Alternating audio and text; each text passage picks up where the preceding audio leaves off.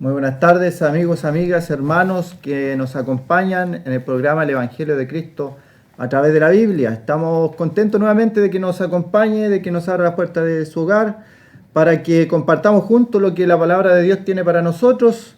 En el día de hoy vamos a leer un personaje que aparece en el libro de Lucas, capítulo 23, como hemos en otros programas. Hemos hablado, ¿cierto?, de varios personajes que estuvieron cerca de la cruz de nuestro Señor. Pero antes, como siempre, queremos hacer la invitación a aquellas personas que nos sintonizan, que quieren aprender más de la Biblia, para que hagan con nosotros los cursos bíblicos Emaús. Un curso bíblico Emaús es un libro que tiene lecciones. Luego de esas lecciones se le entrega un examen como el que tengo acá. Luego usted entrega el examen con las respuestas correspondientes y el libro queda en manos suyas para estudiarlo cuantas veces usted estime conveniente. Estos cursos son totalmente gratuitos para las personas que lo realizan. En lo personal he hecho varios cursos y ahora estoy comenzando otro. Son muy educativos, y lo más importante es que uno se da el tiempo de estudiar. Uno es el que da el tiempo para leer, y el único libro guía que se necesita para ello es la Biblia.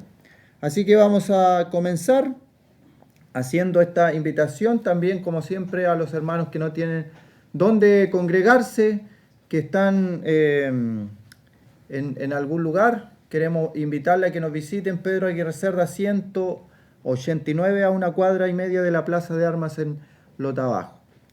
El día de hoy quisiera tomar un tema, un discípulo del Señor, este discípulo llamado José de Arimatea. Para las personas que por primera vez nos ven, vamos a hacer un pequeño resumen de lo que hemos estado analizando en esta primera parte. Personas que estuvieron a los pies de la cruz de nuestro Señor.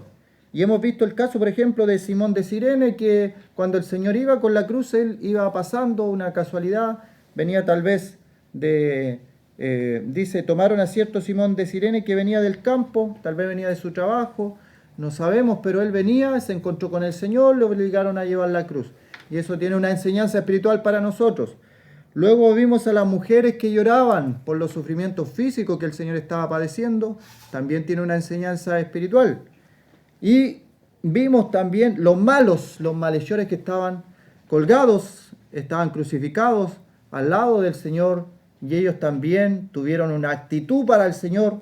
Uno tuvo una actitud buena, correcta hacia el Señor, y dijo, acuérdate de mí cuando vengas en tu reino, y el otro dijo, sálvate a ti mismo y a nosotros también.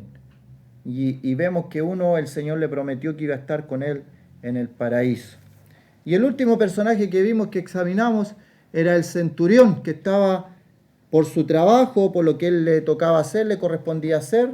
Y el centurión dice, verdaderamente este hombre era justo. Verdaderamente este hombre era justo. Así que ese hombre centurión, un hombre rudo, un hombre violento del Imperio Romano, también reconoció en el Señor a un hombre justo, con todo lo que había visto, que el Señor pedía, Padre, perdónales porque no saben lo que hacen, que luego mira a su madre y mira a Juan y le dice a Juan, he ahí tu madre, y a María le dice, ahí tu hijo, y los hace que incluso en el momento de su muerte el Señor está pensando en el otro, en el prójimo. Eso demuestra la piedad, la compasión, la misericordia de nuestro Señor, hasta el último momento pensando en el prójimo. Y en el día de hoy, luego que el centurión dice estas palabras, verdaderamente este hombre era justo, luego la multitud se va a su casa viendo este espectáculo, dicen ellos, tenemos la sepultación de nuestro Señor. Y ahí les voy a invitar a leer en el día de hoy, en Lucas capítulo 23, versículo 50. Lucas capítulo 23, versículo 50. Dice la palabra del Señor: había un hombre llamado José, de Arimatea, ciudad de Judea, el cual era miembro del concilio, varón bueno y justo. Quien también esperaba el reino de Dios, y no había consentido en el acuerdo ni en los hechos de ellos, fue a Pilato y pidió el cuerpo de Jesús. Quitándolo, lo envolvió en una sábana y lo puso en un sepulcro abierto en una peña, en el cual aún no se había puesto a nadie. Era día de la preparación y estaba para comenzar el día de reposo. Y las mujeres que habían venido con él desde Galilea siguieron también y vieron el sepulcro y cómo fue puesto su cuerpo, y vueltas prepararon especies aromáticas y ungüentos y descansaron el día de reposo conforme al mandamiento. Hasta ahí hemos dado lectura en el Evangelio de Lucas capítulo 23 del verso 50 en adelante. ¿Qué tenemos acá entonces? Lo primero que llama la atención es que la Biblia reconoce a un hombre como un varón bueno y un varón justo. Entonces nos preguntamos nosotros, ¿quién es este varón? La Biblia ha hablado de varones malhechores, la Biblia habla de que no hay justo ni aun uno, la Biblia habla de que no hay quien haga lo bueno, no hay ni siquiera uno, pero aquí tenemos un hombre llamado José de Arimatea. Este José de Arimatea sale en el libro de Mateo capítulo 27 del verso 57 al verso 61. También está José de Arimatea, y también el que lo menciona en Marcos, y también lo menciona Juan. O sea, este José de Arimatea lo menciona Mateo, Marcos, Lucas y Juan. Y eso nos da una visión más amplia de quién era este hombre. Los otros evangelios, los otros evangelistas nos dicen que José de Arimatea era un hombre rico, era un hombre bueno, era un hombre justo, era un hombre que no había consentido en lo que estos hombres, fariseos, escribas, doctores de la ley, habían hecho con nuestro Señor Jesucristo. Así que tenemos un hombre que se enfrenta a la multitud, a los que tenían el poder. En muchos casos, por ejemplo, si alguien hiciera esto en política, se le llamaría un caudillo político. Alguien que se enfrenta a la oposición de la mayoría. Hay casos emblemáticos en la historia, los que conozco yo, por ejemplo, una cadena de 10 tanques en China, la opresión comunista en China, y de repente un hombre va camino de su casa con las compras del mercado y se para frente al tanque porque ya no aguantó más la opresión. Y se para frente a estos tanques y estos tanques se detienen. Enfrentarse a la oposición de la multitud no es fácil, es lo más difícil que hay. Se van a perder amigos, se van a perder amistades, se va a mirar mal a la persona. Pero cuando uno conoce algo que es injusto, cuando uno sabe que algo es bueno, debe luchar por eso. Muchas personas están en algunas congregaciones dándose cuenta que la congregación hace cosas que no le agradan a Dios. Y el mandato de Dios es: salid de ella, pueblo mío, salid de Babilonia. Las costumbres paganas dentro de una congregación llamada iglesia, las personas son llamadas a salir fuera al Señor, fuera del campamento. La corrupción religiosa en el tiempo del Señor era muy grande. Se parece mucho la sociedad del Señor a la sociedad actual, donde hay corrupción en lo político, donde hay corrupción en lo social, hay corrupción en lo económico y lamentablemente hay corrupción en lo religioso. Las personas que debieran ser la sal del mundo, la mayoría no está siendo sal del mundo. Ha introducido y ha creado vínculos, estoy hablando de las congregaciones, que entre comillas debieran ser el soporte religioso de este mundo, quienes tuvieran lo que es la verdad, ya que tienen acceso a la palabra de Dios, más que otras personas. Entonces ellos debieran ser los que alumbran a la sociedad. Pero vemos cómo se han corrompido. Si alguna persona no lo sabe, está la información en internet. Un banco de la religión más popular Ese banco financia los armamentos, las guerras, tranza, finanzas. Eso lo hace, uno puede buscar la información en internet. En nuestro país se ha vinculado la política con la religión, unos lazos que no se pueden quebrantar. Por eso se ha callado la voz del pueblo cristiano, porque hay vínculos y que no hay que ofender, Pero aquí vemos a un hombre, José de Arimatea, que no le importa lo religioso de su época, no le importa la corrupción religiosa, porque él ama más a su Señor, que es el Señor Jesucristo, que los beneficios que le pueda traer la religión de su época. Aquellos saludos religiosos, aquellas venias religiosas, aquellas alfombras rojas que se le tiran a las autoridades religiosas. José de Arimatea rompe con todo eso. No le importa, no le interesa, no tranza lo que él cree. José de Arimatea es un discípulo oculto, es un discípulo secreto. Y la Biblia nos muestra en los otros pasajes que esto lo hacía por causa de lo religioso. Porque muchas veces un cristiano tiene conflictos con eso. Si yo digo lo que está correcto, si yo digo la verdad, si yo muestro los pasajes de la Escritura, voy a perder mis privilegios como una persona de eminencia en la religión popular. Si yo digo que creo que la salvación no se pierde, me van a decir, eso no lo cree la congregación, eso no está en los estatutos de la iglesia, eso no está en los estatutos que nosotros hemos hecho a lo largo de todo el país, de todo el mundo. Entonces, el miedo a que lo rechace la religión hace que esta persona permanezca en una religión. Pero José de Arimatea rompe con esto y sale de esto. Él ha encontrado a una persona, no a una religión, a una persona llamada Jesús. Cuando estos religiosos no le daban la educación al pueblo. ¿Por qué cree usted que el Señor salía a predicar fuera de las ciudades y la gente de las ciudades salía a él a escucharlo? A la orilla de la playa, salía a los montes a escuchar al Señor. ¿Por qué cree usted que pasaba eso? Porque los hombres religiosos de la época del Señor no le enseñaban al pueblo las verdades de la Biblia, no se la enseñaban. ¿Acaso no estará pasando lo mismo en el día de hoy?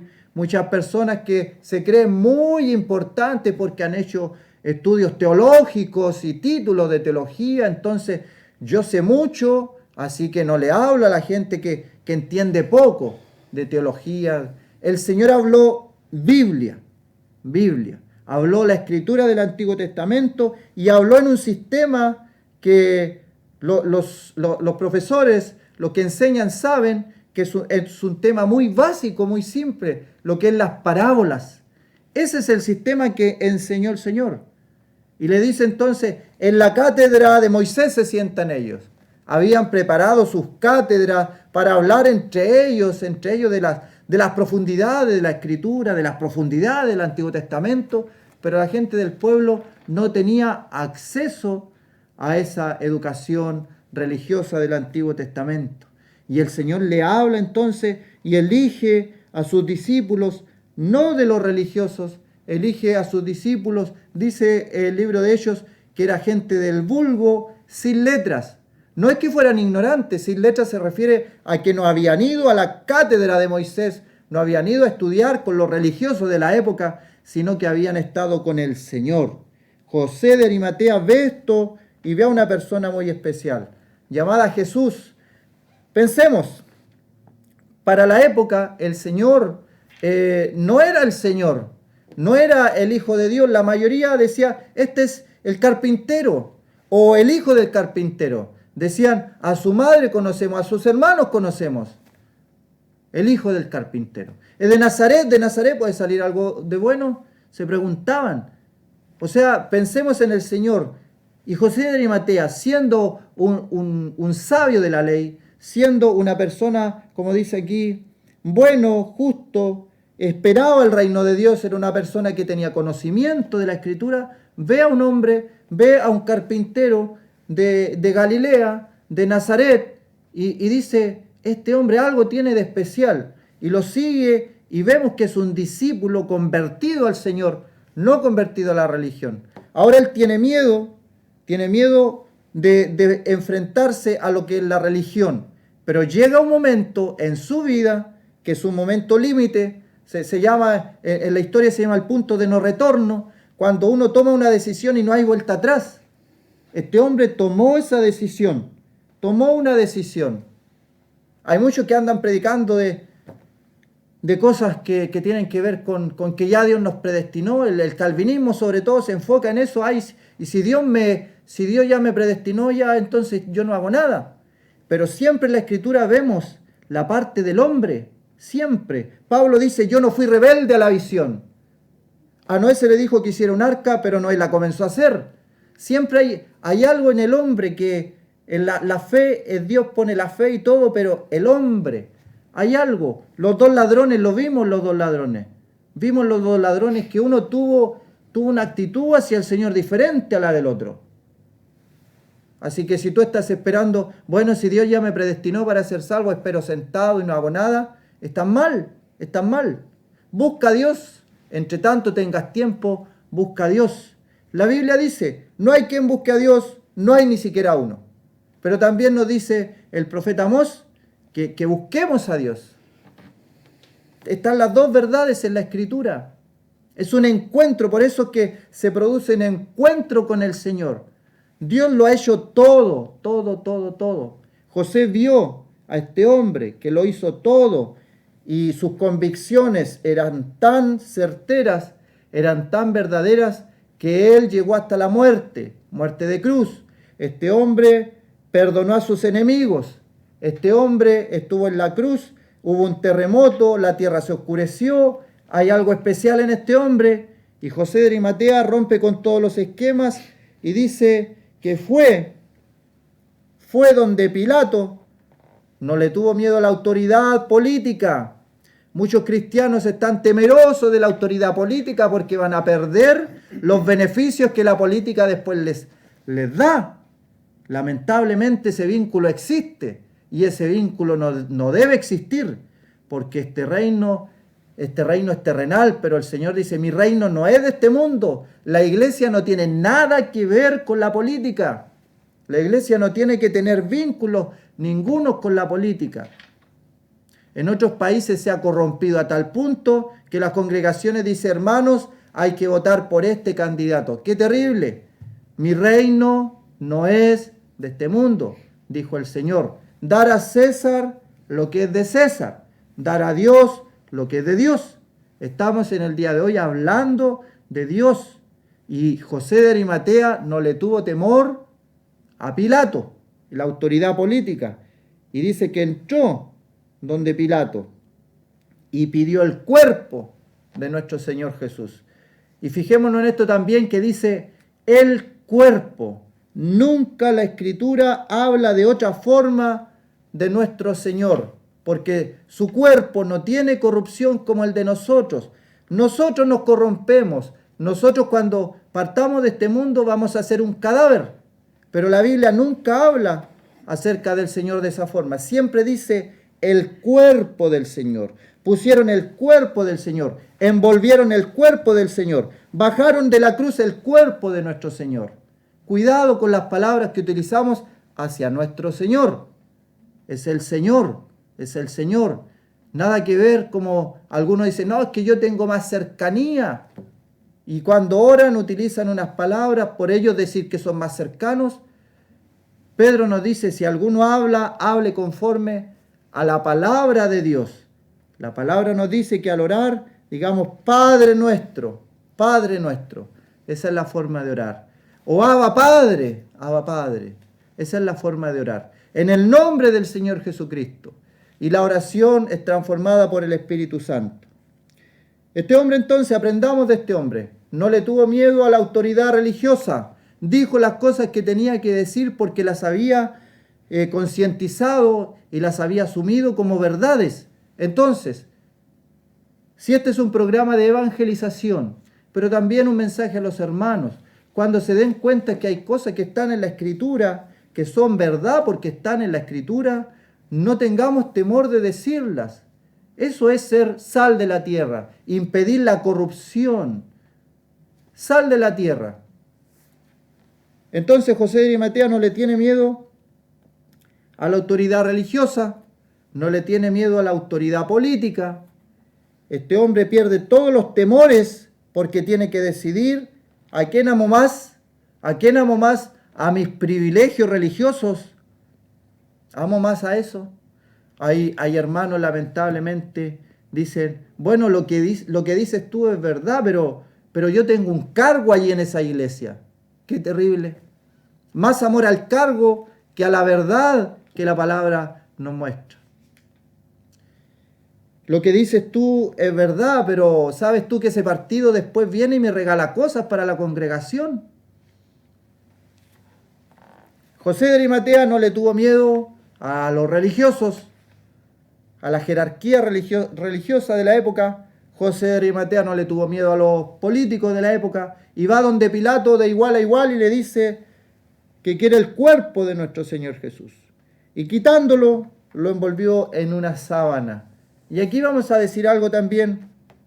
Se han hecho hasta películas, reportajes que mezclan ciertas cosas para decir que hay una cierta sábana con la imagen de nuestro Señor. Pregunto, amigo, amiga, hermano, hermana, ¿está eso apegado a la Escritura? ¿En alguna parte de la Biblia sale eso? En ninguna parte. Y si la Biblia no le da importancia a eso, ¿por qué la gente le da importancia? ¿Y sabes por qué lo que es? Es porque Dios no le da importancia. A las cosas que Dios le da la importancia, el mundo no le da la importancia. Pero cuando hacen reportajes, películas, libros acerca de una sábana que la Biblia solamente la menciona, es porque es un distractor para desviar nuestra mirada de lo realmente importante. Lo importante no es una sábana, lo importante es el cuerpo que envolvía esa sábana. Dice, quitándolo, lo envolvió en una sábana. ¿A quién? A nuestro Señor, a su cuerpo lacerado, su cuerpo herido, su cuerpo que lo bajan de la cruz. Pregúntate, amigo, ¿por qué el Señor, sabiendo todas las cosas que le habían de acontecer, quiso de igual forma venir a este mundo y padecer por nosotros? Y padecer una muerte de tal forma que tuvo en estas condiciones. Su cuerpo envuelto en una sábana, y luego dice, y lo puso en un sepulcro abierto en una peña, en el cual aún no se había puesto a nadie. Es el Señor que ocupa un lugar aquí privilegiado, como dice el libro de Isaías, el capítulo 53, que lo vamos a leer mejor. Isaías capítulo 53, porque es una profecía escrita 700 años o 750 años antes. Dice Isaías 53, en el versículo 9, se dispuso con los impíos su sepultura, mas con los ricos fue en su muerte, aunque nunca hizo maldad, ni hubo engaño en su boca. Aquí tenemos las dos clases de personas en profecía con la que estuvo relacionado el Señor. Los hombres dijeron, ahí ya hay tres cruces para tres malhechores. Y sabemos que la cruz del medio era para el malhechor más malo, que era Barrabás. Se dispuso con los impíos su sepultura. Estaba dispuesto ya, los malhechores van a morir y ese es el fin. Pero Dios cambia los planes. Y dice, más con los ricos fue en su muerte. Era un sepulcro nuevo, No cualquier persona se sepultaba en una roca. Las personas, en el libro de Hechos, incluso vemos 2 personas llevadas, en el mismo día eran llevadas y sepultadas, enterradas, y ahí se acabó todo. Acá vemos una sepultura digna de un rey, porque es una peña excavada, y ahí se pone el cuerpo del Señor, se pone una piedra, era toda una estructura nueva, hecha para José de Arimatea, pero él la cede, él la da, él la ofrenda para el Señor, sin esperar nada a cambio, sin pactar, como dicen hoy día, ven y pacta con el Señor. Hay gente que ha sido muy dañada con esas cosas. Y al final el único concepto que tienen de alguna iglesia evangélica es que le quitaron toda la plata, según los pactos y los diezmos y esas cosas. La ofrenda cristiana es como lo hizo aquí José de Arimatea, voluntariamente, de corazón, según lo que haya prosperado, y sin que nadie se lo exige. Nació del corazón de José de Arimatea, nació de él, solamente de él, el dar, el de ofrendar, el pensar, este hombre lo ha hecho todo por mí. ¿Qué es en comparación a eso? Mi tumba nueva. Y dice, en la cual aún no se había puesto a nadie. Era día de la preparación y estaba para comenzar el día de reposo. Y cuidado con esto también, este día de reposo que aparece aquí no era el día sábado, no era el día sábado. Era el día de reposo, como dice el otro pasaje, de gran solemnidad, de gran solemnidad. Una lectura rápida nos diría que es el día sábado, día de reposo, día sábado, el sabbat de los judíos. Pero este día de reposo dice que era el día de reposo de gran solemnidad. Ese día de reposo de gran solemnidad podría ser un lunes, un martes, un miércoles, podría ser cualquier día de la semana, según correspondiera al calendario judío de donde cayera eso. Así que, José de Arimatea, quedémonos con este ejemplo antes de ir a una pausa musical. Si está la pausa musical de Maestro, como rugen las aguas, podríamos escuchar ese. Vamos a ver que este hombre no tuvo miedo a la oposición. Es como un barco en alta mar. Es como un barco en alta mar que va con las olas y sigue adelante, y no importa la confrontación, él sigue adelante contra el mundo religioso, contra el mundo político y contra cualquier oposición, porque el Señor es más importante que todo eso. Vamos a ir a una pausa entonces musical y vamos a continuar con la palabra del Señor.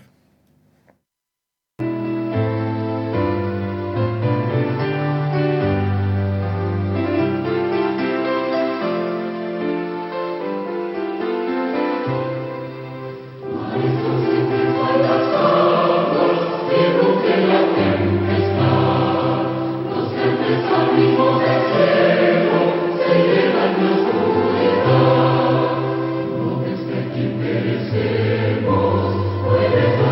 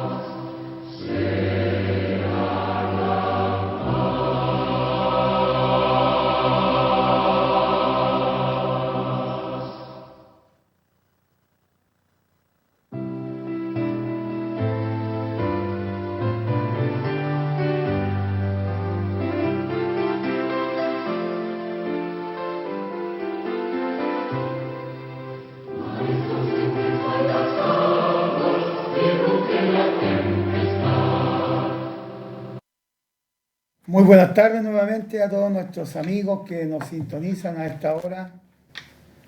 Les invitamos para abrir sus Biblias, para leer un pasaje de la palabra del Señor. Les invitamos a leer un texto en el Salmo número 1.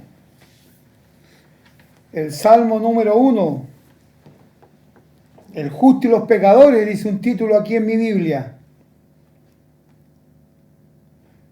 También llamado Los dos caminos.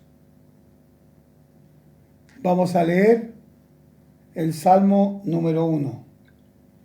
Bienaventurado el varón que no anduvo en consejo de malos, ni estuvo en camino de pecadores, ni en silla de escarnecedores se ha sentado, sino que en la ley de Jehová está su delicia, y en su ley medita de día y de noche.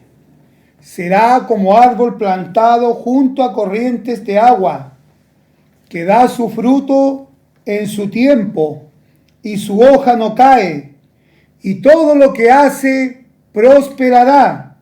No así los malos, que son como el tamo que arrebata el viento. Por tanto, no se levantarán los malos en el juicio, ni los pecadores en la congregación de los justos, porque Jehová conoce el camino de los justos, mas la senda de los malos perecerá. Bienaventurado, feliz, dichoso, es una palabra hebrea, Macario significa, y que quiere decir 3 veces feliz. Feliz, feliz, feliz. 3 veces feliz. Y sabemos que el número 3 en la Biblia es símbolo de perfección. Nos habla de la Trinidad divina. Nos habla de Dios Padre, de Dios Hijo y de Dios Espíritu Santo. Así que un hombre bienaventurado es aquel que no anda en el consejo de los malos, ni tampoco camina por el camino de los pecadores, ni tampoco se sienta con los escarnecedores a burlarse de otras personas. ¿Es usted bienaventurado? ¿Cómo está su alma? ¿Está feliz? ¿Está contenta? ¿Está gozosa? ¿Anda usted en el consejo de los malos? ¿Anda usted en el consejo de los malos amigos? ¿Está usted con los malos amigos? ¿Estás tú, amigo, con el consejo de los malos amigos? ¿Con aquellos amigos que te juntas en la esquina? ¿Con aquellos amigos que estás en el trabajo? ¿Con aquellos amigos que estás en el colegio? ¿Con aquellos amigos que te invitan a pecar? ¿Con aquellos amigos que te invitan a actuar y a hacer cosas que a Dios no le agradan? ¿Por qué fumas marihuana? ¿Por qué bebes alcohol? ¿Por qué fumas pasta base? ¿Por qué aspiras neopren? ¿Por qué aspiras benzina? ¿Por qué te inyectas heroína? ¿Por qué te inyectas morfina? ¿No sabes tú que eso te hace mal? ¿No sabes tú que eso es pecado delante de Dios? ¿No sabes tú que el hacer y el actuar como aquellos que se burlan de Dios es pecado delante de sus ojos? ¿No sabes tú que tu corazón está lejos de Él? ¿Por qué estás lejos de Dios? ¿Por qué está tu corazón lejos de Dios? Este es un salmo que se escribió para el pueblo de Israel. Este es un salmo que cantaban los hijos de Israel en sus reuniones en la antigüedad. Este es un salmo de alabanza. Este es un poema que el pueblo de Israel alababa a Dios. Pero apliquémoslo ahora a nuestros días. apliquémoslos ahora a nuestro ser, a nuestro vivir cotidiano. Sepas tú que la vida es corta. La vida es demasiado corta. La vida es pequeña. La vida es como el humo. El humo cuando va saliendo de una chimenea va saliendo fuerte. El humo se ve de lejos. El humo se divisa, pero a medida que va avanzando se desvanece. Así es la vida nuestra. ¿Y por qué aceptas el consejo de aquella persona que no te conviene?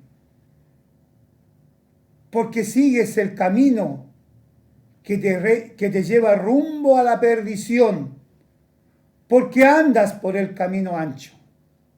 ¿Por qué sigues por el camino ancho? Este camino donde van miles y miles de personas a cada momento, día a día. Este camino por el cual también nosotros un día íbamos transitando rumbo a la condenación. Y qué amor tan grande, el amor de Dios para con nosotros, que nos ha enviado a su único Hijo, a su Hijo único a este mundo. El hombre perfecto que anduvo en esta tierra, vino a este mundo para dar su vida un día allí, como también leía nuestro hermano Pedro. Vino a dar su vida allí, en la cruz del Calvario, por ti, por ti, por ti, por ti y por ti. Y también por mí. Un día dio su vida allá en la cruz del Calvario. Y nos dimos cuenta de nuestra condición. Nos dimos cuenta que nuestro camino era el pecado. Nos dimos cuenta que nuestras conversaciones era pecado. Nos dimos cuenta que el consejo que nos daban era pecado. Y ese consejo era malo. Y ese consejo no hacía bien a nuestra vida. No entres por la vereda de los impíos, nos dice Proverbios 4:14. No andes por la vereda con los impíos, porque tu camino será perdición, será condenación, será eterna perdición. Qué cosa más triste, eterna perdición. ¿Te das cuenta de eso, amigo? ¿Te das cuenta de eso? ¿Te das cuenta que si no estás con el Señor, no serás bienaventurado, sino que la maldición de Dios está sobre ti, ahora ya está sobre ti? Sino que en la ley de Jehová está su delicia. ¿Lees tú la palabra de Dios? ¿Cuántas veces lees la palabra de Dios? ¿Oras tú? ¿Cuántas veces oras al día? ¿Cómo está la oración? ¿Cómo está la lectura de la palabra de Dios? Si no leemos la palabra de Dios, si no oramos, ¿sabes tú que nos vamos secando día a día? Nuestro espíritu se va secando. Nuestra alma va quedando vacía. Si no leemos la palabra de Dios, si no oramos. Y si tú no eres salvo, y si tú no has pedido perdón por tus pecados al Señor, si tú no te has humillado por tus pecados, por tus iniquidades, por tus rebeliones, sepas tú que tu destino es triste, tu destino es condenación eterna. No eres bienaventurado, no vas a ser feliz, feliz y feliz. No vas a estar con Dios, no vas a estar con el Señor Jesucristo. Y el Espíritu Santo que mora en los creyentes no está en ti. ¿Está en ti el Espíritu Santo? Dios está contigo. El Señor Jesucristo es el Salvador de tu vida. ¿Le has pedido perdón por tus pecados? ¿Qué piensas de tu vida? Los amigos no te dan nada. Tus amigos parten, así como todos nosotros tenemos que partir de este mundo. Todos tenemos que un día partir. Tenemos que morirnos, porque está establecido para los hombres que mueran una sola vez y después de esto, el juicio. ¿Cómo está la lectura de la palabra de Dios? Esta es la verdad. Aquí está la verdad. En la palabra de Dios. Este es un espejo. Es una espada de dos filos que te dice la verdad. Por los dos lados te parte el alma. Por los dos lados. Y es un espejo en el cual te dice que somos pecadores y estamos destituidos de la gloria de Dios.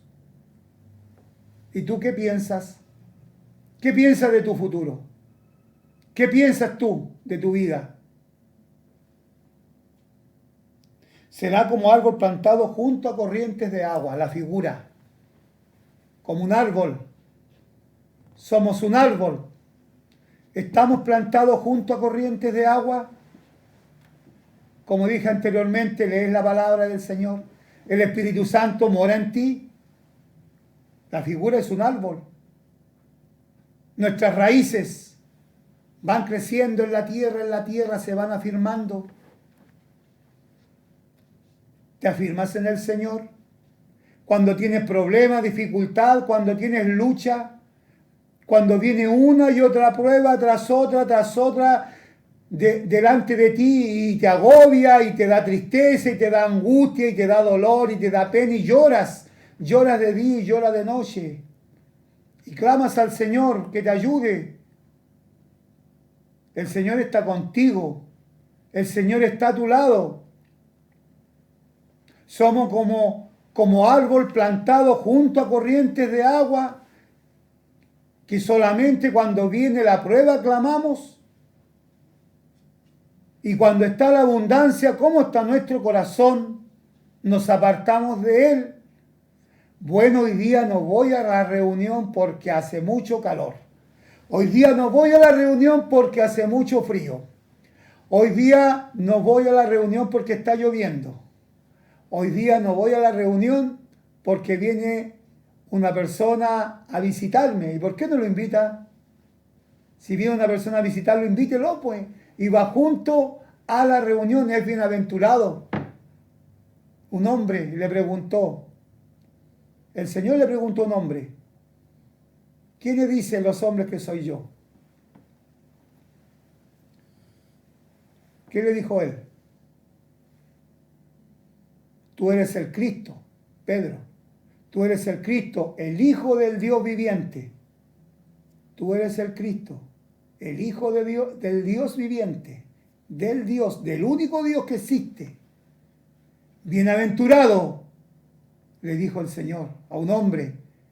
Eres feliz, Pedro, eres feliz, Pedro, eres feliz. Bienaventurado eres, Simón, hijo de Jonás, porque no te lo reveló carne ni sangre, no te lo reveló nadie, ningún hombre te lo reveló, sino mi Padre que está en los cielos. Él era el Cristo. Y Pedro lo sabía y le dijo que era feliz y que era feliz. ¿Y qué pasó con Pedro? Sufrió, pero es feliz, fue feliz, dichoso, porque obtuvo lo más grande que puede obtener un hombre en la tierra, la vida eterna que no se puede comprar con nada. Murió crucificado y no fue digno morir como su Señor, sino que murió con los pies hacia abajo. O sea, perdón, con la cabeza hacia abajo y los pies hacia arriba. Qué martirio tan grande.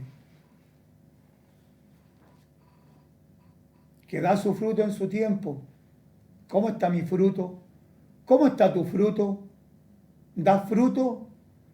¿Das fruto? ¿Das mucho fruto? ¿Das demasiado fruto? ¿O no damos fruto? ¿Cómo está tu fruto? Del árbol. Su hoja, ¿cómo está? ¿Es frondosa? La hoja es frondosa, mucha hoja que da sombra. Su hoja no cae. y todo lo que hace prosperará. Hubieron hombres en la palabra del Señor que fueron prosperados. Abraham, rico, fue prosperado, pero ahí estuvo manteniéndose firme y adelante. Job, un hombre con muchas pruebas y pruebas que yo creo que no seríamos capaces de soportar. Un hombre rico, lo prosperó el Señor. Y aún ahora, el Señor si quiere prospera a alguien, pero el Evangelio no es de riqueza material, sépalo tú. No es de riqueza material. Si piensas eso, está cerrado. Le oro al Señor para que me dé un auto. Le oro al Señor para que me dé un departamento. Le oro al Señor para que me dé un camión. Le oro al Señor para que me dé esto o aquello. No. No te confundas. El Evangelio de la prosperidad no existe. El Evangelio es por fe. Por fe en la persona del Señor Jesucristo. El que cree en el Hijo tiene vida, pero el que rehúsa creer en el Hijo no verá la vida eterna, sino que la ira de Dios está sobre él. Ese es el Evangelio. Y si el Señor quiere, te prospera. Y si el Señor quiere, te da. Y si no te da, te vas a enojar, vas a tener pena, vas a tener dolor, tristeza. No, de ninguna manera. Él es soberano. Él hace como quiere. Hay hermanos ricos en el Evangelio, hay creyentes ricos en el Evangelio, en el mundo.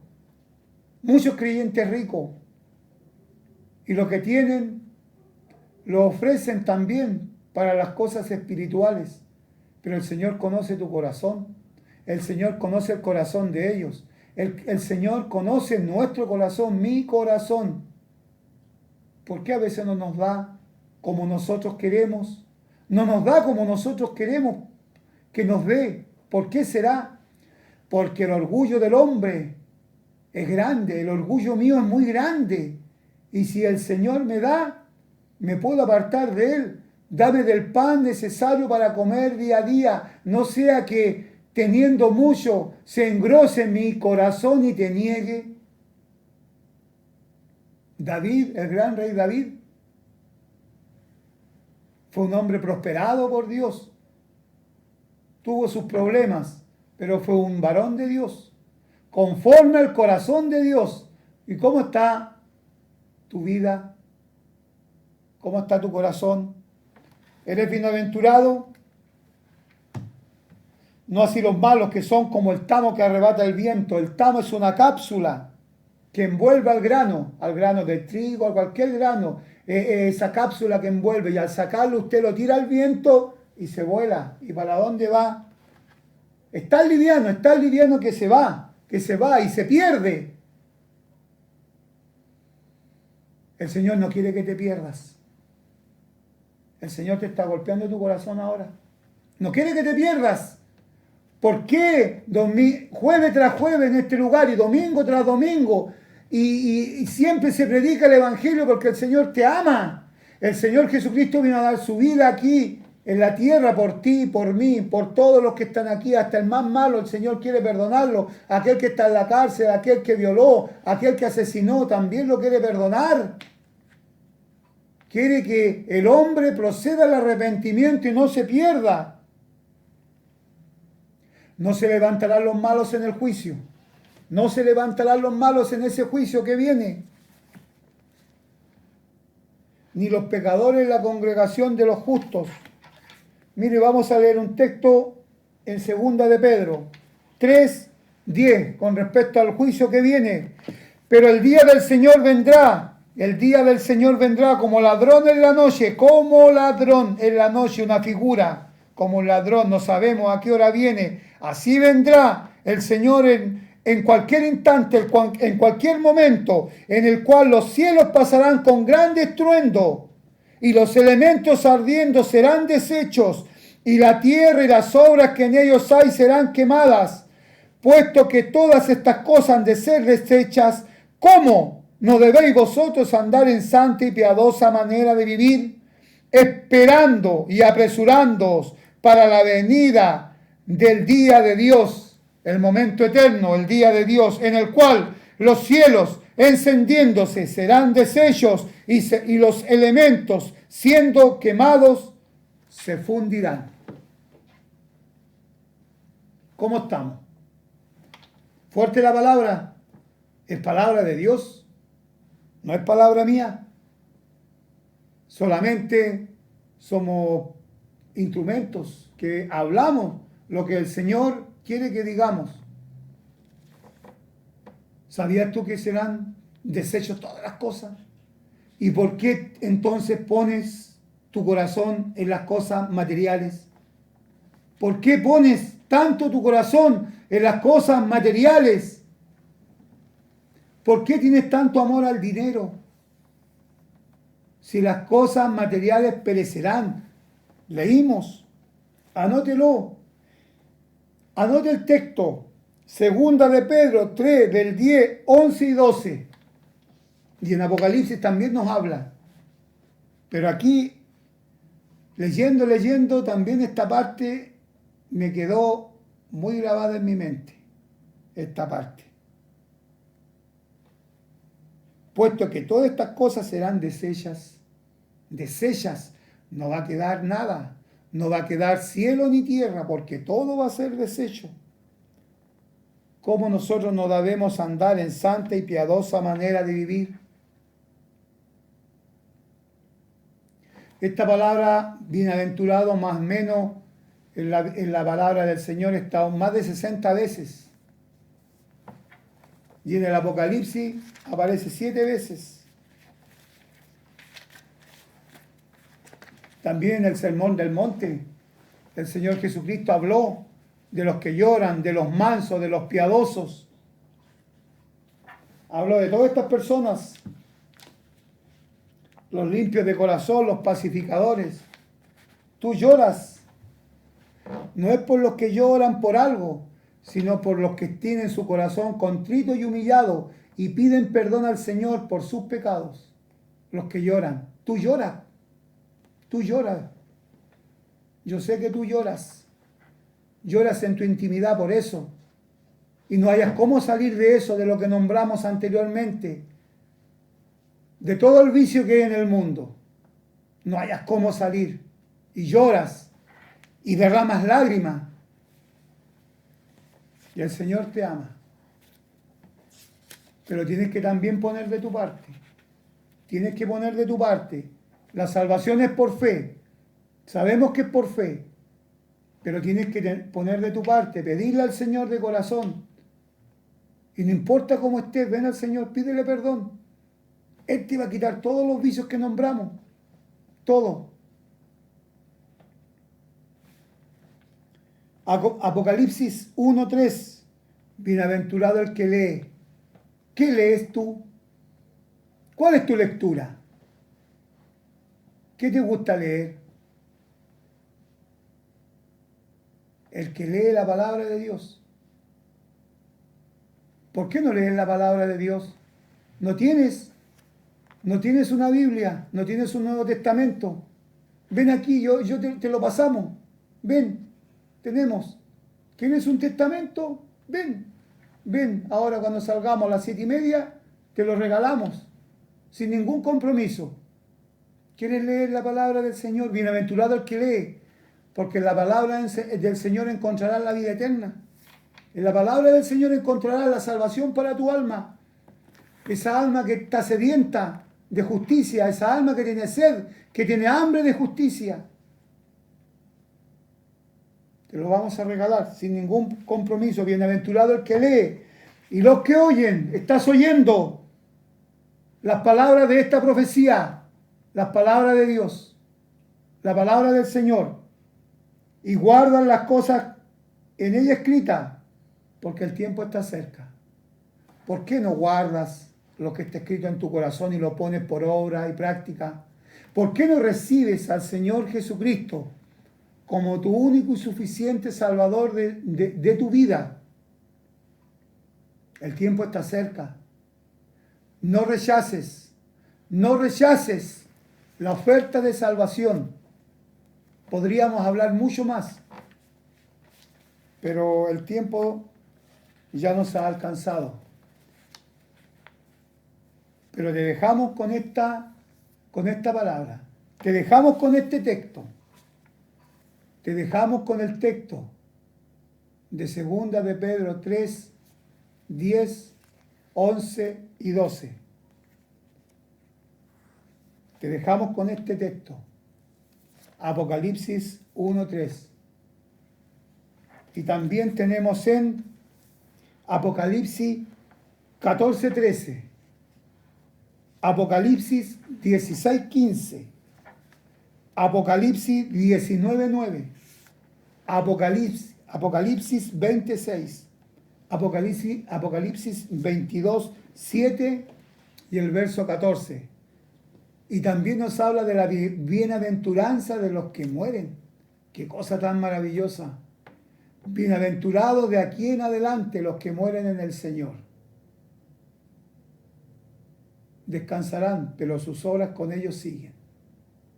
Vamos a morirnos, pero la palabra del Señor va a continuar. Si el Señor aún no ha venido. Y también nos habla de la bienaventuranza a los que son llamados a la cena de la boda del Cordero. En esa unión eterna que tendrá el Señor Jesucristo con su amada esposa, la iglesia. Eso que se desarrollará arriba en el cielo. Así que, amigos, hermanos nuestros, hermanos que nos escuchan, la invitación está extendida para usted, para que acepte al Señor Jesucristo y sea bienaventurado de aquí en adelante.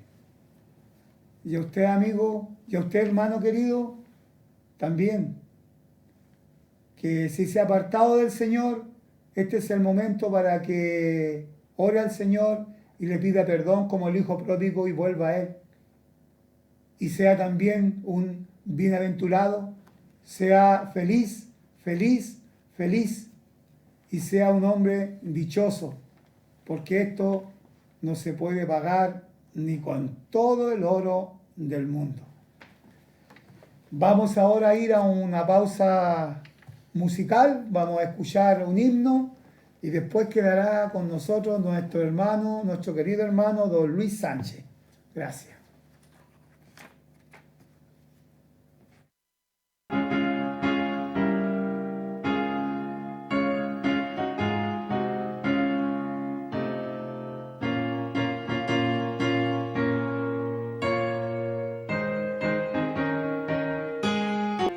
Maravillosa gracia del Cristo rico don, que para describirla palabras vanas son.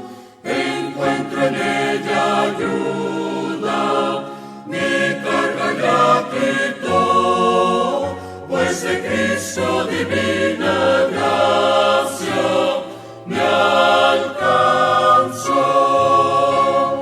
De Jesús maravillosa gracia, insondables cual el ancho mar, palazos de agotable, cual no puede ni su ser calmar.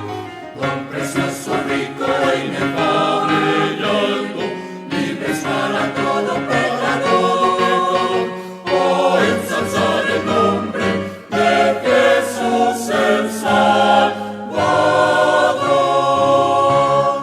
Maravillosa gracia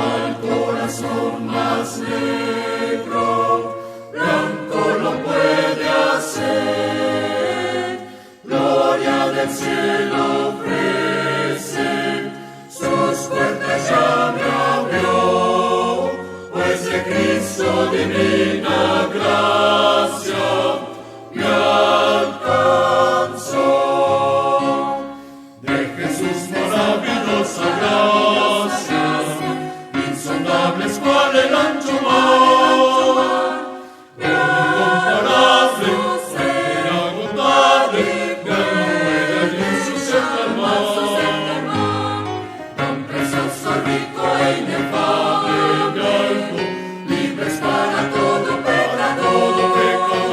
Oh, ensalzad el nombre de Jesús el Salvador.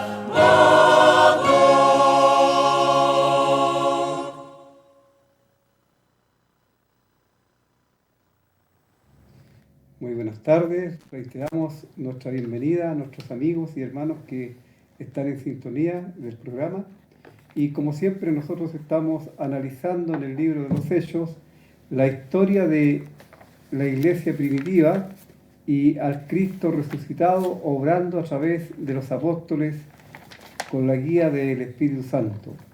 Estamos leyendo en el capítulo 13 y alcanzamos a leer hasta la crucifixión, el relato de la crucifixión del Señor que hace Pablo a los judíos, y luego Pablo dice en el versículo 33 de la salvación la cual Dios ha cumplido a los hijos de ellos, a nosotros, resucitando a Jesús, como está escrito también en el Salmo 2, mi hijo eres tú, yo te he engendrado hoy. En cuanto a que le levantó de los muertos para nunca más volver a ver corrupción. Y en el capítulo 14, en su inicio dice, aconteció en Iconio que entraron juntos en la sinagoga de los judíos y hablaron de tal manera que creyó una gran multitud de judíos y asimismo de griegos. Mas los judíos que no creían excitaron y corrompieron los ánimos de los gentiles contra los hermanos. Por tanto se detuvieron allí mucho tiempo hablando con denuedo, confiados en el Señor, el cual daba testimonio a la palabra de su gracia, concediendo que se hiciesen por las manos de ellos señales y prodigios. Y la gente de la ciudad estaba dividida, unos estaban con los judíos y otros con los apóstoles. Pero cuando los judíos y los gentiles, juntamente con sus gobernantes, se lanzaron a afrentarlos y apedrearlos, habiendo sabido, huyeron a Listra y Derbe, ciudades de Licaonia, y a toda la región circunvecina, y allí predicaban el Evangelio. Cierto hombre de Listra estaba sentado imposibilitado de los pies, cojo de nacimiento, que jamás había andado. Este oyó hablar a Pablo, el cual, fijando en él sus ojos y viendo que tenía fe para ser sanado, dijo a gran voz, levántate directo sobre tus pies. Y él saltó y anduvo. Entonces la gente, visto lo que Pablo había hecho, alzó la voz diciendo en lengua licaónica, dioses bajo la semejanza de hombre han descendido a nosotros. Y a Bernabé llamaban Júpiter y a Pablo Mercurio, porque este era el que llevaba la palabra. Y el sacerdote de Júpiter, cuyo templo estaba frente a la ciudad, trajo toros y guirnaldas delante de las puertas, y juntamente con la muchedumbre quería ofrecer sacrificios. Cuando lo oyeron los apóstoles Bernabé y Pablo, rasgaron sus ropas y se lanzaron entre la multitud dando voces diciendo, varones, ¿por qué hacéis esto? Nosotros también somos hombres semejantes a vosotros, que os anunciamos que de estas vanidades os convirtáis al Dios vivo, que hizo el cielo y la tierra, el mar y todo lo que en ellos hay. En las edades pasadas, él ha dejado a todas las gentes andar en sus propios caminos. Si bien no se dejó a sí mismo sin testimonio, haciendo bien, dándonos lluvia del cielo y tiempo fructífero, llenando de sustento y de alegría nuestros corazones, diciendo estas cosas, difícilmente lograron impedir que la multitud les ofreciese sacrificio. Entonces vinieron unos judíos de Antioquía y de Iconio, que persuadieron a la multitud, y habiendo apedreado a Pablo, le arrastraron fuera de la ciudad, pensando que estaba muerto. pero rodeándole los discípulos se levantó y entró en la ciudad, y al día siguiente salió con Bernabé para Derbe. Bueno, deseamos que la lectura de la palabra de Dios sea de beneficio, que usted pueda entender lo que estamos leyendo, porque es un mensaje enviado desde el cielo por la misma persona del Señor Jesucristo, nuestro Dios y nuestro Salvador, para que le entreguemos a usted, para que usted conozca la verdad y pueda ser salvo de la ira por el pecado, la ira de Dios por el pecado. Y como veíamos y leí a propósito en esos versículos del capítulo 13, que ya lo habíamos leído el jueves anterior, porque es precisamente el centro del Evangelio, la muerte de Cristo, en la esencia misma del Evangelio. Si el Señor Jesucristo no hubiese muerto en la cruz en lugar de nosotros por nuestros pecados, no tendría valor alguno el Evangelio, porque es con la muerte de Cristo que Dios puede anunciar la buena noticia de salvación, que Dios te amó a ti, querido amigo, de tal manera que para salvarte dio a su Hijo unigénito, a fin de que tú, creyendo, apropiándote de la obra expiatoria hecha por Él en la cruz, puedas tener vida eterna y perdón de tus pecados. ¿Cuál fue la reacción, el resultado entre los judíos? Como veíamos, es el primer viaje misionero en donde van predicando el Evangelio Pablo y Bernabé, y que habían traído consigo a Juan Marcos, pero Juan Marcos desertó de la obra, no sabemos la razón, pero él se vuelve de acompañarles. Sin embargo, ellos siguen y los judíos rechazan el Evangelio de la gracia de Dios. Y cuando ellos rechazan el Evangelio, Pablo y Bernabé, en cumplimiento con el mandato del Señor Jesús entregado a los apóstoles cuando Él les envió a predicar, Él dijo que cuando alguien no les recibiera en alguna casa o en alguna ciudad, entonces ellos debían sacudir el polvo de sus calzados como testimonio en contra de ellos. Y eso fue lo que hicieron los apóstoles. Dice el versículo 51, lo vamos a leer para que lo recuerden. Pablo, ellos entonces, sacudiendo contra ellos el polvo de sus pies, llegaron a Iconio. Ahí tenemos el cumplimiento. Amigo, no quisiéramos que esto ocurriera en la vida tuya, que el Señor terminara con las oportunidades para ti de escuchar el Evangelio de la gracia tuya, porque tú has endurecido tu corazón y has rechazado en forma reiterada el llamado de Dios. Porque ciertamente Dios no va a contender para siempre con el hombre. Él da oportunidad, y esta oportunidad es amplia. Él, en su amor, en su misericordia, no quiere que tú te pierdas, pero no te va a dar siempre la oportunidad, sino todo tiene también su límite. Y va a llegar el momento en que ya no vas a tener más oportunidad. Tal vez tu corazón puede ser endurecido por Dios, como le ocurrió al faraón. Cuando el faraón endureció su corazón para no escuchar la voz de Dios, Dios endureció el corazón del faraón y ya no hubo ninguna oportunidad más para él. Y eso también podría ocurrir contigo si tú rechazas el mensaje de salvación.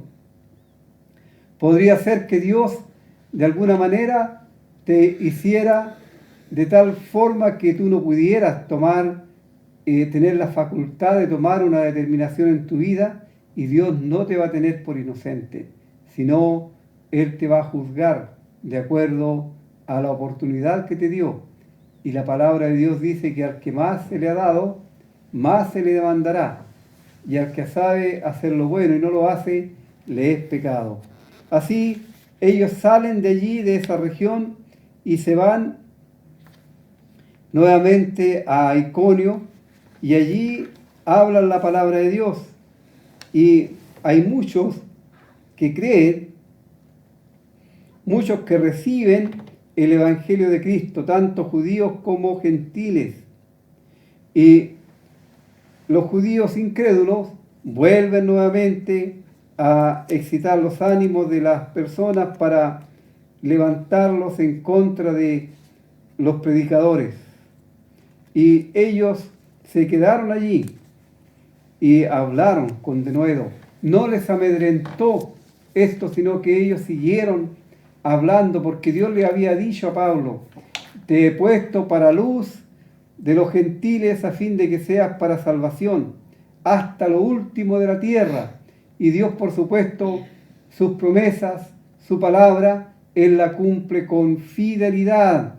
Así ellos daban el testimonio de Dios, entregaban el mensaje de salvación, y como había tanta incredulidad, Dios desde el cielo apoyaba la predicación del Evangelio con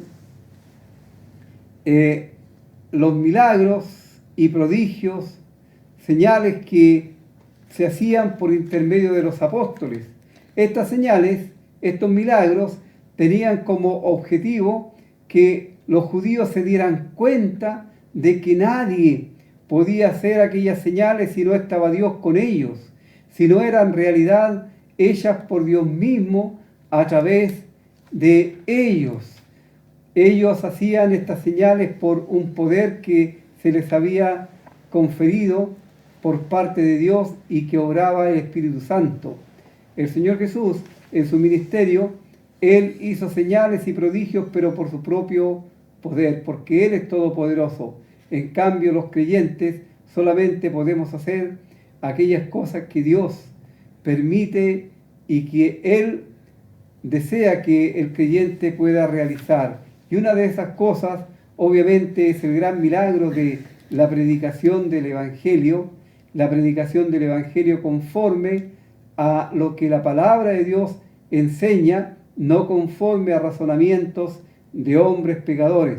Así, cuando la gente veía y escuchaba la palabra de Dios y veía las señales y veía los milagros, los prodigios, entonces no sabían qué creer. Algunos creían lo que los apóstoles decían y otros apoyaban a los insurrectos, a las autoridades que estaban coludidas con estos, y ahí había una división. Pero luego ellos, al ver la persecución nuevamente, tienen que salir de allí, tienen que escapar por su vida, por su integridad física, para seguir anunciando el Evangelio en otros lugares. Y ellos salen de allí escapando porque tanto los judíos como los gobernantes se lanzan contra ellos para atacarles. Recordemos que ellos son dos y es una multitud la que se lanza en contra de ellos. Y ellos huyen, y huyen a Derbe y a Licaonia, que son regiones vecinas que están alrededor, como en un círculo, de Listra, de donde ellos estaban. Perdón, que me equivoqué, de Iconio, donde ellos estaban. Y ellos huyen a Listra y Derbe. Y allí, en ciudades de Licaonia, ellos siguen predicando el Evangelio. Ellos van escapando de la muerte, de ser mutilados tal vez, pero su escape no es de cobardía, sino más bien es porque ellos tienen una misión que cumplir, y esa misión la van a seguir cumpliendo pese a el peligro, a las amenazas que ellos han visto. Y allí en Listra vemos cómo Dios tiene preparado todo. Dios convierte la aparente derrota en triunfo. Algunos podrían decir, bueno, salieron de allí, de Iconio, realmente salieron derrotados. Salieron, como decimos nosotros, con el rabo entre medio de las piernas, porque les afrentaron, les quisieron matar, les quisieron herir, pero no. Ellos llegaron allí y el Señor tiene preparado un milagro, tiene preparado una gran obra, con las cuales Él va a demostrar que Satanás solamente es uno que se autoengaña al pensar que podía derrotar y podía levantarse en contra del cielo. Y mire, aquí en Listra hay un hombre que está inválido, que está imposibilitado de caminar por sus propios pies porque es un cojo de nacimiento.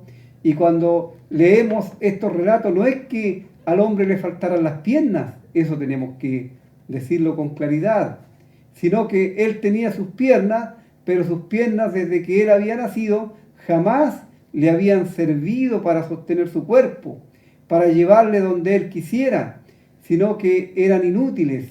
Y allí estaba, no sabemos cuánto tiempo estaba en esas condiciones, pero cuando oyó hablar a Pablo, Pablo fija los ojos en él y viendo que tenía fe para ser sanado, esto es importante, este hombre tenía fe para ser sanado. Dios no hace milagros, no salva a nadie, no hace nada en favor de una persona que ésta no quiera que se le haga.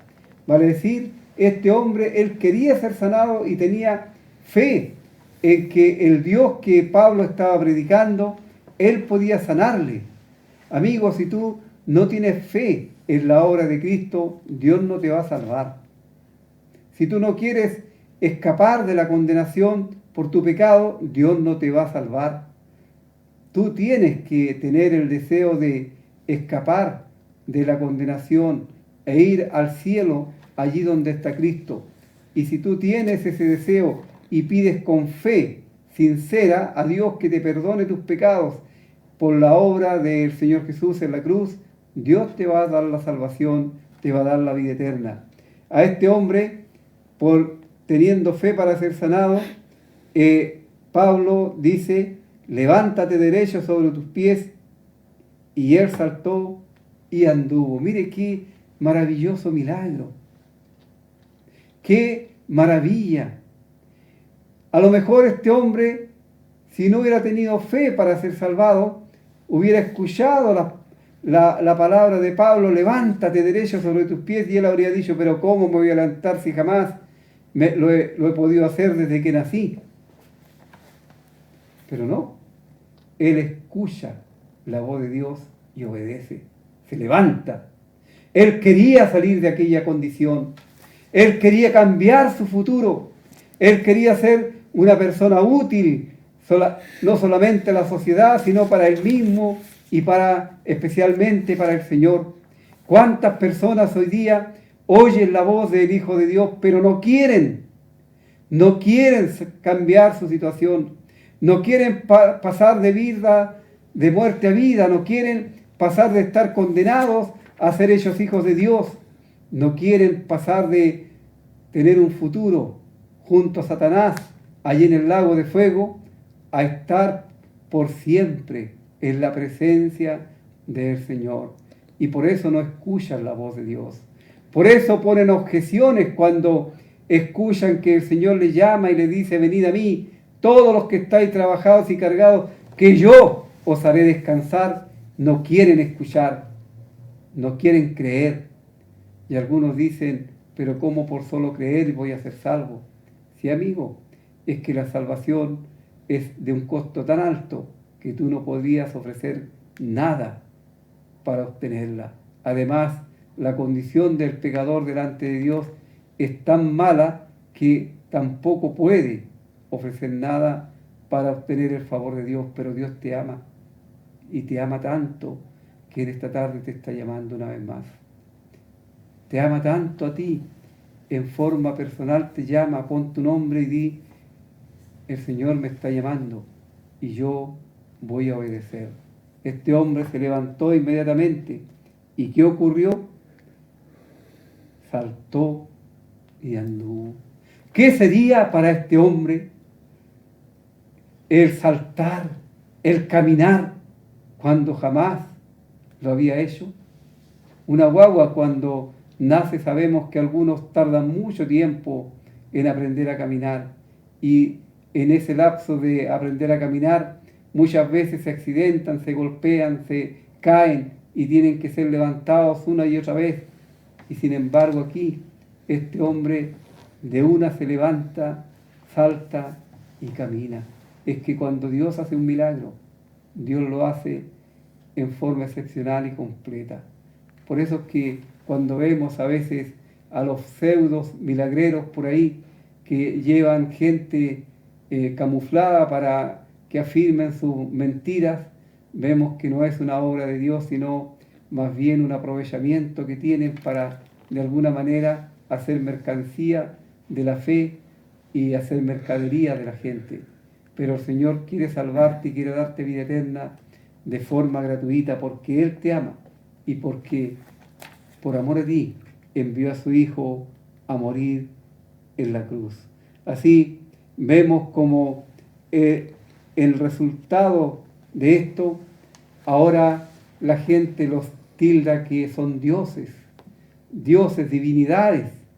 Y cuando Pablo y Bernabé, ellos explican que esto no es así porque estos hombres le rinden pleitesía y quieren ofrecerle sacrificios. Hoy día la religión en el mundo rinde pleitesía a hombres pecadores y ofrecen sacrificios a esos hombres pecadores, y esos hombres pecadores un día tendrán que dar cuenta a Dios, porque ellos no rechazan, sino se ponen en el lugar de Dios y reciben la pleitesía de otros hombres. Qué triste, porque el único que puede recibir adoración, que puede recibir honra y gloria, es solamente el Señor. Y aquí vemos a Pablo y Bernabé rechazando esto y diciendo que ellos justamente están predicando que de esta idolatría se vuelvan al Dios vivo y verdadero, al único Dios, al Dios que hizo todas las cosas, al Dios que ha dejado un testimonio claro y perpetuo aquí en la tierra. Pero ellos se lanzan contra los apóstoles y apedrean a Pablo. Y cuando ellos piensan que Pablo está muerto, entonces le dejan. Pero no murió, porque el Señor no lo permitió. Fue un padecimiento grande del apóstol por su Salvador. Y ahora él se da cuenta de cómo sufrieron aquellos que él mismo antes persiguió y que él mismo maltrató. Y ahora él está viviendo en carne propia esta persecución. Pero para él es un gozo el ser tenido por digno de padecer por Cristo. Amigo, el Señor Jesús te está llamando y te está invitando, y Él quiere salvarte, Él quiere darte vida eterna. ¿Qué harás tú con el mensaje de salvación? ¿Cuál será tu respuesta? ¿Serás como los judíos?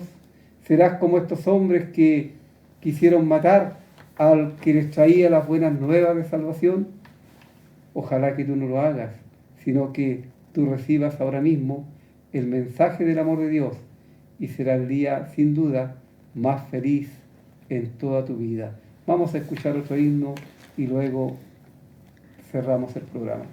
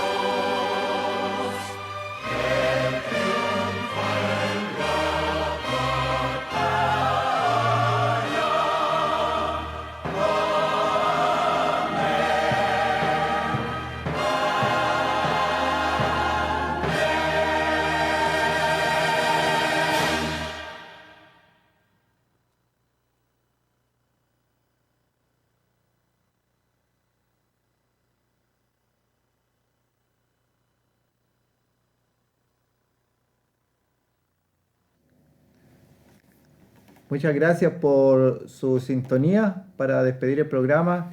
Queremos decirle a las personas que nos llaman para pedir la oración que se está orando por ellos en la congregación los días miércoles, también las oraciones personales. Muy bien, muchas gracias le damos y le invitamos a nuestras reuniones en nuestro lugar de reunión, Pedro Aguirre Cerda 189, a una cuadra de Plaza de Armas. Así que están todos cordialmente invitados los días miércoles, los días viernes y los días domingos. Las reuniones son a las 19 horas, a las 7 de la tarde. Hay escuela dominical también para que los niños vayan con sus papitos, sus mamitas, las niñitas, porque hay profesoras, hay profesores para que nos acompañen, porque para que desde niños aprendan las Sagradas Escrituras, porque ellas les ayudarán en su adultez. Así que quedamos, si el Señor aún no ha venido, para el próximo jueves para encontrarnos nuevamente con su programa. Gracias.